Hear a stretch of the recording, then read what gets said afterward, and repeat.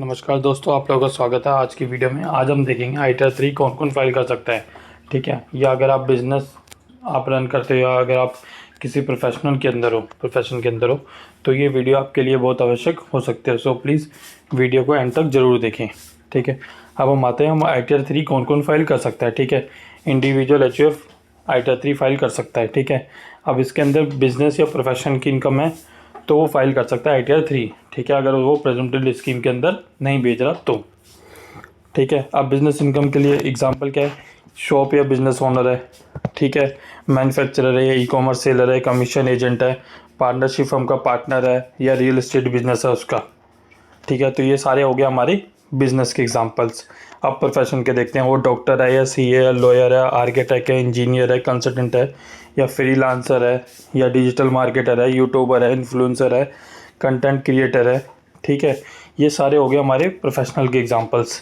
ठीक है, ये दोनों अगर आप इन दोनों प्रोफेशन के अंदर या बिजनेस इनकम के अंदर अगर आप आते हैं तो आपकी ITR 3 फाइल होगी। ठीक है, ये क्लियर है। अब आते हैं थर्ड पे। ठीक है, अब इसके अंदर फ़ोटो के साथ आपको एग्जांपल दे रखे हैं। ठीक है, इसमें यह है कि अगर सैलरी की या हाउस प्रॉपर्टी या कैपिटल गेन या इंटरेस्ट या डिविडेंड या फॉरेन एसेट या फॉरेन इनकम, ठीक है, अगर ये भी है तो आप ITR 3 भर सकते हैं। ठीक है, बिजनेस एंड प्रोफेशनल इनकम के साथ ही आप उन डिटेल को भी शो कर सकते हैं। ठीक है, अब थर्ड वन आता है कि अब ITR 1, 2, 3, 4 कौन फाइल कर सकता है। ठीक है, सैलरी वाला पर्सन ITR 1 फाइल कर सकता है। ठीक है, या वन हाउस प्रॉपर्टी है तो भी 1 फाइल हो सकती है। ITR 2 more than 1 house property capital gain हो तब फाइल हो सकती है, या फॉरेन एसेट या फॉरेन इनकम हो तब फाइल हो सकती है। अब ITR 3 है बिजनेस या प्रोफेशन के केस में होएगी। ठीक है, अगर वो प्रेजेंटेड बिजनेस की ना फॉलो कर रहा हो, अगर फॉलो कर रहा हो तो वो ITR 4 फाइल करेगा। ठीक है, अब देखते हैं ITR 3 कौन कौन फाइल नहीं कर सकता। ठीक है, सैलरी इनकम वाला नहीं कर सकता, सैलरी एंड इंटरेस्ट वाला नहीं कर सकता, कैपिटल गेन वाला नहीं कर सकता। ठीक है, फिर आता है मल्टीपल हाउस प्रॉपर्टी वाला नहीं कर सकता, फॉरेन एसेट या बिजनेस इनकम है तब नहीं कर सकता, या एग्रीकल्चर इनकम है।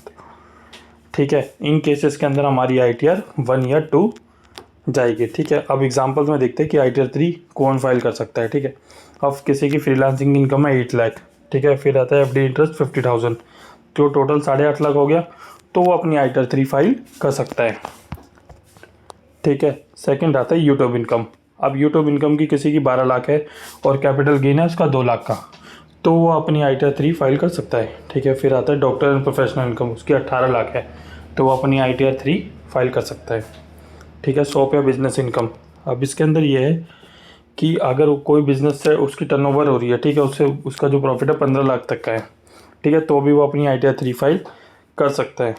उसके लिए ऑप्शन है वो ITR 4 भी फाइल कर सकता है, एज कंपैरिजन देख के कि किस में ज़्यादा टैक्स बन रहा है या कम बन रहा है, तो उसके अकॉर्डिंगली वो ITR अपनी फाइल कर सकता है।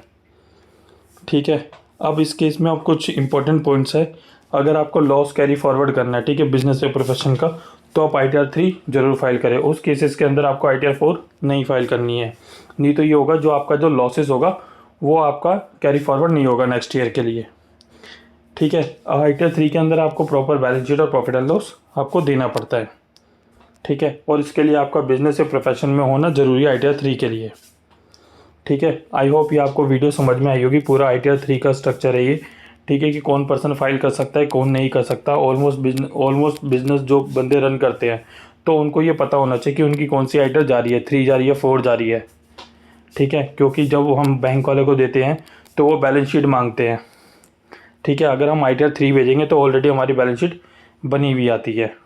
ठीक है, फिर प्रेजेंटेड बिजनेस स्कीम में पूरी बैलेंस शीट बनी हुई नहीं आती, उसमें सिर्फ टर्नओवर का 8 या 6% का प्रॉफिट लिखा होता है बस।